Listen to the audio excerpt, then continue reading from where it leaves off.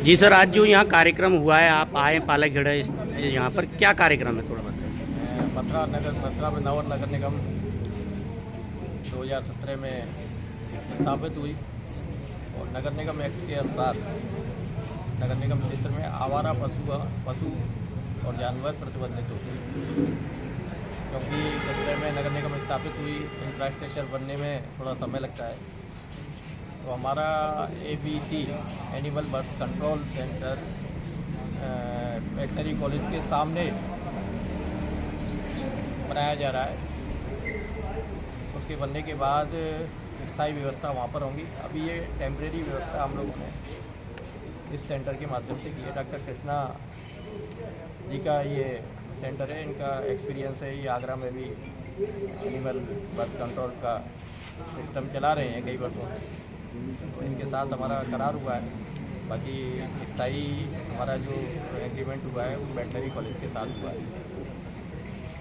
इस सेंटर में मूलतः डॉग का स्टेरिलाइजेशन किया जाएगा और 50 डॉग तक का स्टेरिलाइजेशन डेली की कैपेसिटी है। 200 डॉग रखने की, क्योंकि एक डॉग को स्टेरिलाइजेशन करने के बाद और पहले एक दिन पहले कम से कम रखना पड़ता है, क्योंकि उसका स्वास्थ्य की जानकारी इनको परीक्षण करना होता है। उसके बाद 72 घंटे कम से कम अपने सुपरविजन में रखना होता है कि उसको कोई इन्फेक्शन आदि ना हो।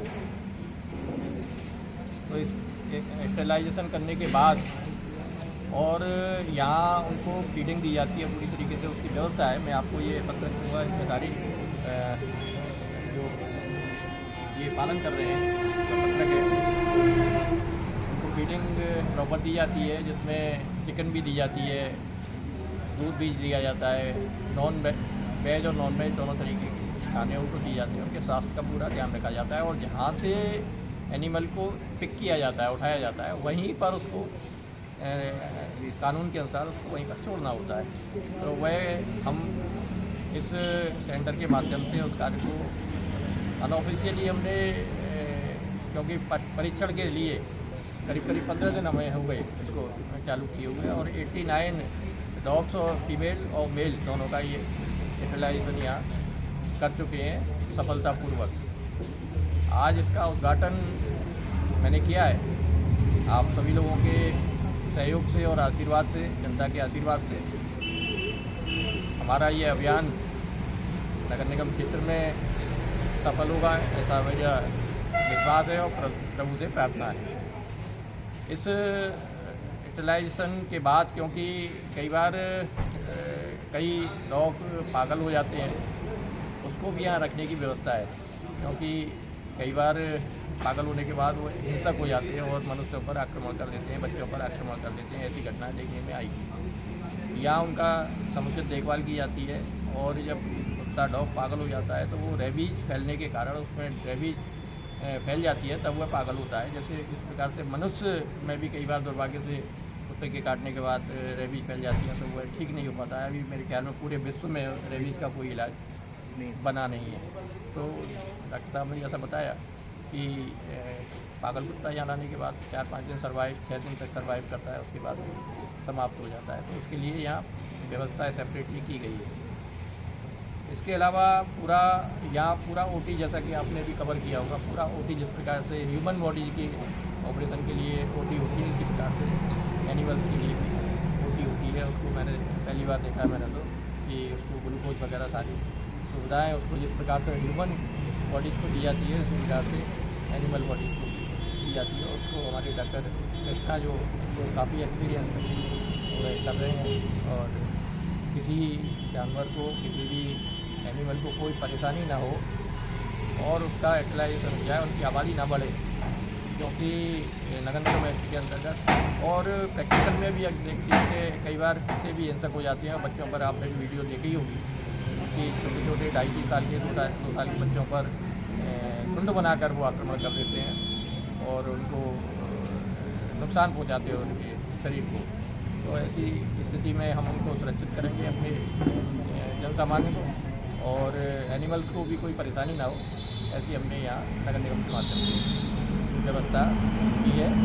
आपके माध्यम से मैं मथुरा जनपद के, मथुरा नगर निगम क्षेत्र के सभी नागरिकों से अनुरोध करूँगा कि कोई भी ऐसी सूचना उनके पास होती है कि कोई कुत्ता पागल हो गया हो या यहाँ कुत्ते हिंसक हो गए हों या ज़्यादा संख्या में हो गए हों, तो उसकी सूचना नगर निगम को दें और नगर निगम यहाँ से डॉग को पिक करके उनका स्टेलाइजेशन करेगा। यदि पागल कुत्ता है तो उसको यहाँ अपने यहाँ ये रखेंगे, हिंसक हो गए हैं तो उनका भी यहाँ समुचित उनके यहाँ, क्योंकि हिंसक या वो कोई भी बॉडी होती है, ह्यूमन हो या एनिमल हो, उसके अंदर कोई बीमारी होती है तभी वो हिंसक होते हैं, उसका यहाँ इलाज किया जाएगा। और हमारे डॉक्टर साहब ने बताया कि सभी एनिमल्स का ये इलाज भी करने के पास पूरा एक्सपीरियंस और सुविधा है।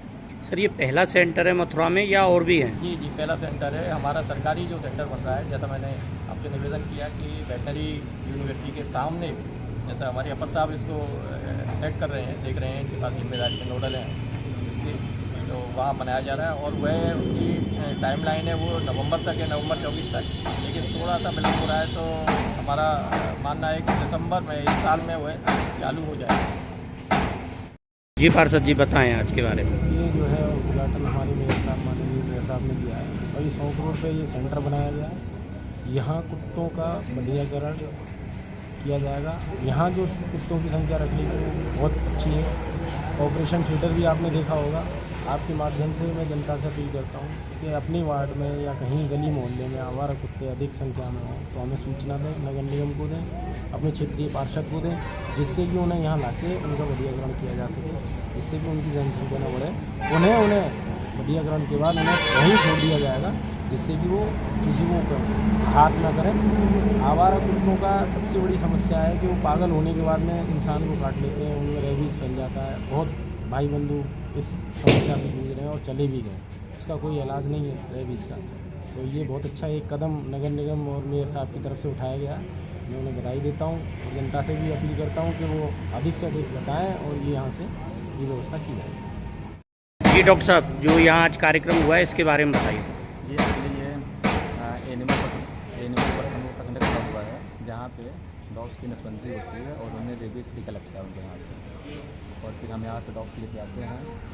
जैसे आज लेके आए, कल इनकी हम सर्जरी करते हैं और कुछ 4 से 5 दिन इनको हम लाते हैं, कुछ स्टॉप करते हैं कि जो घाव है उस पर हम ड्रेसिंग करते हैं, इंजेक्शन लगाते हैं, और ठीक होने के बाद और हम फिर सेम प्लेस पे जहाँ से हम इन्हें लेके आते हैं और हम इन्हें फिर सेम प्लेस पे रिलीज़ कर देते हैं इनको।